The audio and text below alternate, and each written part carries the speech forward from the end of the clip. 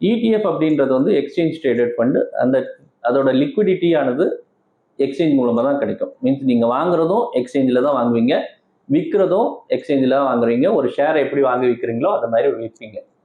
Mutual ஃபண்டுன்றது நீங்கள் mutual fund house கிட்டேயே வாங்கிக்கலாம், ஏஎம்சி கிட்டேயே வாங்கிக்கலாம், ஆன்லைனில் வாங்கலாம், ஃபிசிக்கல் அப்ளிகேஷனில் வாங்கலாம். இது ரெண்டுமே வந்து தே ஆர் கனெக்டட். நீங்கள் மியூச்சுவல் ஃபண்டில் இன்வெஸ்ட் பண்ணீங்கன்னா அவங்க போய் இடிஎஃப்ல தான் இன்வெஸ்ட் பண்ண போகிறாங்க. ஸோ அவங்க வந்து இது இல்லை.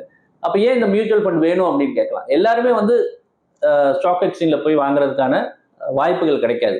அப்போ இது சிம்பிளாக பண்ண முடியும். ரெண்டாவது விஷயம், ஒரு எஸ்ஐபி பண்ணணும்னு நினைக்கிறாங்க, கோல்டு தான் வேணும் அப்படின்னு நினைக்கிறாங்கன்னா இது அப்ளிகேஷன்லையோ இல்லை ஆன்லைன்லையோ ரொம்ப ஈஸியாக வாங்க முடியும். வேற இடிஎஃப்னா நீங்கள் ஒவ்வொரு தடவையும் போய் ஆர்டரை பஞ்ச் பண்ணிக்கிட்டு இருக்கணும். ஸோ இந்த மாதிரி விஷயங்களுக்காக, கன்வீனியன்ஸுக்காக உருவாக்கப்பட்டது தான் இந்த கோல்டு மியூச்சுவல் ஃபண்ட்ஸ். அந்த விஷயங்கள் வந்து ரொம்ப ஈஸியாக இருக்கும், ரொம்ப கன்வீனியண்ட்டாக நீங்கள் வாங்கலாம். ஒருத்தருக்கு வந்து டிமேட் அக்கௌண்ட் இருக்குது, வாங்க தெரியும் அப்படின்னா அந்த விஷயத்த வாங்கலாம். இல்லை எஸ்ஐபியாக பண்ணணும், இல்லை வந்து உங்களுக்கு கன்வீனியண்ட்டாக இல்லை டிமேட் அக்கௌண்ட் மூலமாக வாங்க முடியாது அப்படின்னா மியூச்சுவல் ஃபண்டாக வாங்க.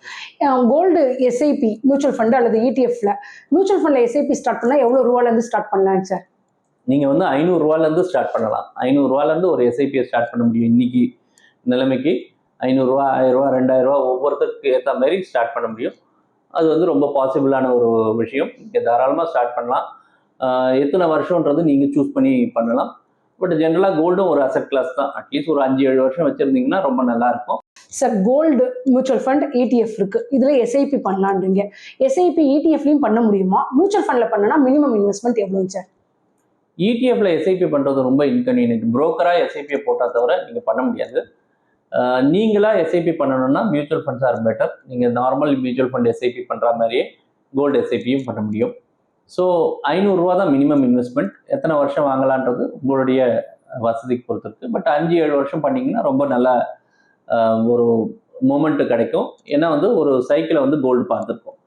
சில நேரங்களில் வந்து கோல்டு விழுற நேரத்தில் நம்ம எஸ்ஐபியாக இருந்ததுன்னா சில நேரத்தில் வேல்யூஸ் குறையிறதுக்கான வாய்ப்பு இருக்குது. அதனால் அட்லீஸ்ட் ஒரு 5-7 வருஷம் மைண்டில் வச்சுட்டு பண்ணிங்கன்னா அதுக்கான பயன் இருக்குது.